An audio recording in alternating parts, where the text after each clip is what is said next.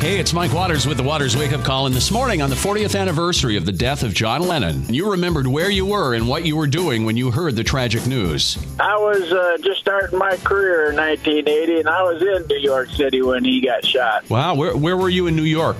Well, I was actually in the Bronx delivering. I was a truck driver. Okay. So what did you think? So you probably heard it on the radio when you were driving, right? Yeah, it was all over out there that it happened. But I couldn't believe it. It just, John Lennon, what did he ever do to anybody? And later I had heard that Mark David Chapman was found not far from the Dakota after the incident. He was reading Catcher in the Rye, and I was reading that same book for a junior high book report.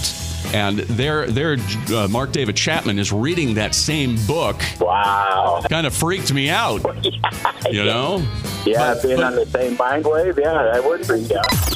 I was wedged in the back seat of our neighbor's car because it was her turn to drive carpool to school. Okay. And all 6 of us kids were wedgied in the car, prior to seatbelt laws. Right. And she was kind of this young, trendy, hip mom that always wore lots of makeup and had her hair just so and everything. And that came across the radio, and she got so upset. I thought we were going to get in an accident. And we're all looking at each other like, who's John Lennon? I don't know. Who's John Lennon? None of us had any clue. How old were you at the time? I was in 5th grade, I believe. Yeah, I was a few years older. I was like in 8th grade. Oh, yeah, you were totally an adult. Totally an adult. Yeah, I was 14, man.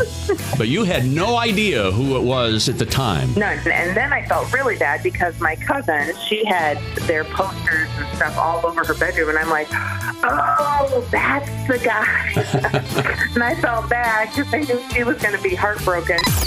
And I'm probably like half of the country when the news came across on Monday Night Football and Howard Cosell. Yeah, you're right. That's where most of the people got their news. I got it from the radio. But yeah, a lot of people were watching Monday Night Football. Yes, and wasn't it true that Mark David Chapman also really believed in his mind that he was John Lennon and that John Lennon was an imposter and therefore he had to go? Yeah, I've heard that theory. There's also a theory that Mark David Chapman, who was a huge Beatles and John Lennon fan, was in the library. He found some John Lennon book, and I don't know what it was, and I don't know where they got this quote, but it has some quote of John Lennon saying, I never really believed in that peace and love stuff. It was just something to do. So that's what triggered Mark David Chapman, because from that point forward, he just thought John Lennon was a phony, and that's why he was caught down the street reading Catcher in the Rye. The main character of the book, Holden Caulfield, hated phonies. Yep. Well, thank you so much, and have a good day.